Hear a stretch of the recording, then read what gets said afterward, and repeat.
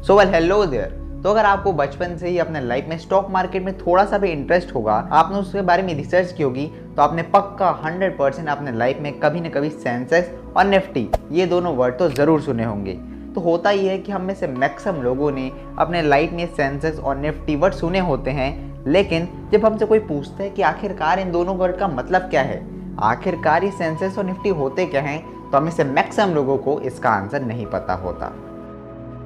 तो बस आज की इस यूट्यूब वीडियो में हम इसी बहुत बड़ी प्रॉब्लम को सॉल्व करने वाले हैं। तो आज की इस यूट्यूब वीडियो में हम इसी सेंसेक्स और निफ्टी 50 को बहुत आसान भाषा में समझेंगे। सो इसलिए इस वीडियो को एंड तक पूरा ज़रूर देखना ताकि आपको भी सारी इन्फॉर्मेशन मिल सके। तो सेंसेक्स और निफ्टी इन दोनों को अच्छे तरीके से समझने के लिए हम लोगों को स्टॉक एक्सचेंज के बारे में पता होना ज़रूरी होता है। तो बेसिकली स्टॉक एक्सचेंज एक ऐसी जगह है जहां अलग अलग कंपनीज के स्टॉक्स और शेयर्स बेचे या फिर खरीदे जाते हैं। और करेंटली आज के समय में इंडिया के दो सबसे पॉपुलर और सबसे फेमस स्टॉक एक्सचेंजेस में आते हैं हमारे दो लोग, जो कि है BSE यानी कि बॉम्बे स्टॉक एक्सचेंज, और एक और होता है जो कि होता है NSE यानी कि नेशनल स्टॉक एक्सचेंज। और इन दोनों ही स्टॉक एक्सचेंज का सबसे मेन डिफरेंस ये होता है कि जहाँ BSE में टोटल मिलाकर के 5000 से ज़्यादा कंपनियाँ ट्रेड होती है, वहीं NSE में सिर्फ 1600 कंपनी ही ट्रेड होती है, यानी कि उनके स्टॉक्स और शेयर्स बेचे और खरीदे जाते हैं।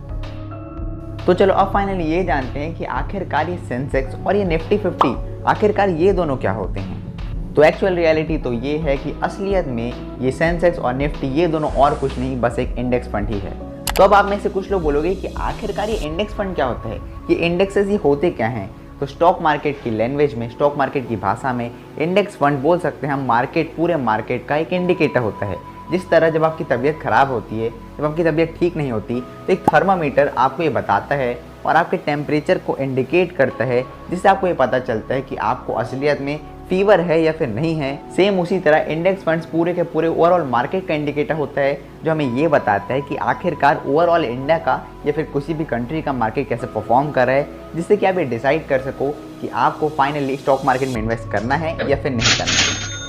तो अगर समझ नहीं आया हो तो कोई बात नहीं, चलो इसको थोड़ी और आसान भाषा में समझने की कोशिश करते हैं। तो मान लो कि आपको ये जानना है कि आखिरकार इंडिया का ओवरऑल मार्केट कैसे परफॉर्म कर रहा है, यानी आपको इंडिया की ओवरऑल मार्केट की परफॉर्मेंस को जाननी है। तो ये जानने के लिए आपको इंडिया में आज के समय में जितने भी बिजनेस है, टोटल नंबर ऑफ बिजनेसेस, छोटे से छोटे दुकानों से लेकर बड़ी से बड़ी कंपनियां तक, आपको हर एक कंपनीज के बारे में अच्छे तरीके से रिसर्च करना पड़ेगा, उनके बारे में जानना पड़ेगा और हर एक कंपनीज के प्रॉफिट और लॉस को इंडिविजुअली चेक करना पड़ेगा, जो करना बिल्कुल भी प्रैक्टिकली पॉसिबल नहीं है। तो इसलिए हम ऐसा नहीं कर पाते हैं, क्योंकि आज के समय में इंडिया में लाखों छोटे बड़े बिजनेसेस अवेलेबल है। इसलिए ये करना तो बिल्कुल भी पॉसिबल नहीं है कि हम लोग हर एक कंपनीज को इंडिविजुअली जाकर अच्छे तरीके से चेक करें। तो इसलिए इन सभी बड़ी प्रॉब्लम को सॉल्व करने के लिए और मार्केट की ओवरऑल परफॉर्मेंस को जानने के लिए हम लोगों के पास फाइनली होता है इंडेक्स फंड्स, जो कि हमें ओवरऑल मार्केट परफॉर्मेंस को बताता है। तो BSE का इंडेक्स होता है सेंसेक्स, जिसमें इंडिया के टॉप 30 सबसे मोस्ट पावरफुल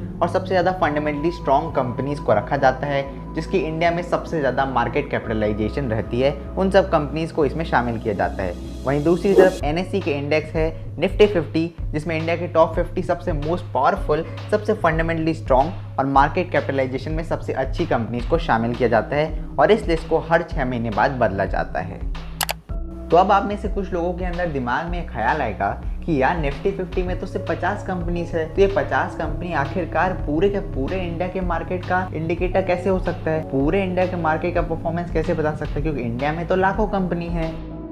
तो इसका सिंपल सा आंसर ये है कि भले निफ्टी 50 में सिर्फ 50 ही कंपनी है, लेकिन ये 50 कंपनी इतनी ज़्यादा फंडामेंटली स्ट्रॉन्ग है और इनकी वैल्यू इतनी ज़्यादा है कि सिर्फ 50 कंपनी होने के बाद भी ये कंपनी इतने ज़्यादा स्ट्रॉन्ग है कि ये पूरे इंडिया के मार्केट का 50% से ज़्यादा मार्केट कैपिटलाइजेशन को कैप्चर करती है। तो इसलिए हम इसको ओवरऑल इंडिया के मार्केट का इंडिकेटर बोल सकते हैं और इसको यूज़ कर सकते हैं।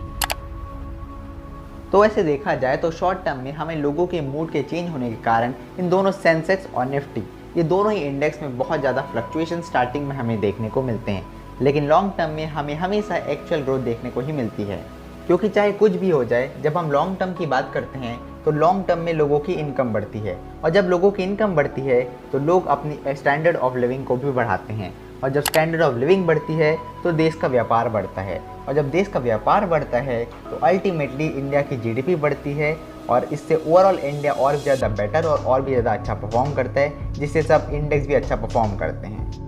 तो अब एक कॉमन क्वेश्चन जो हम सभी लोगों के दिमाग में आता है वो ये है कि क्या एक कंपनी के स्टॉक एक ही समय पर एक से ज़्यादा इंडेक्स में लिस्ट हो सकती है या फिर नहीं। तो इसका सिंपल सा आंसर ये है कि जिस तरह एक ही प्रोडक्ट अमेज़ॉन और फ्लिपकार्ट इन दोनों ही मार्केट प्लेस में अवेलेबल रहता है, दोनों में ही लिस्टेड रहता है, और अब अपनी कन्वीनियंस के हिसाब से डिसाइड करते हो कि आपको कौन से ऐप से इस प्रोडक्ट को खरीदना है, तो ये सेम चीज़ स्टॉक मार्केट और इंडेक्स फंड्स के केस में भी अप्लाई होती है।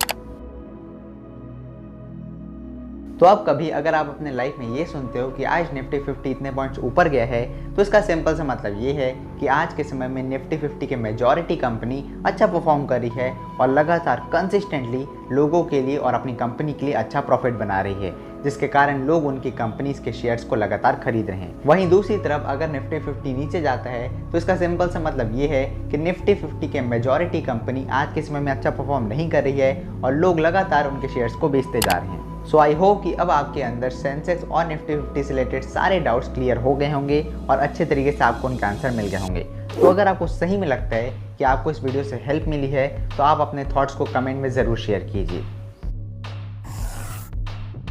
तो आपको ये वीडियो कैसा लगा आप हमें कमेंट करके ज़रूर बताइए। अगर आपको ये वीडियो सही में अच्छा लगा हो तो इस वीडियो को लाइक कीजिए, चैनल पे नए हो तो चैनल को सब्सक्राइब कीजिए, उसी के साथ साथ बेल नोटिफिकेशन को दबा दीजिए ताकि आपको ऐसे वीडियो की नोटिफिकेशन सबसे पहले हमारे चैनल पर मिल सके।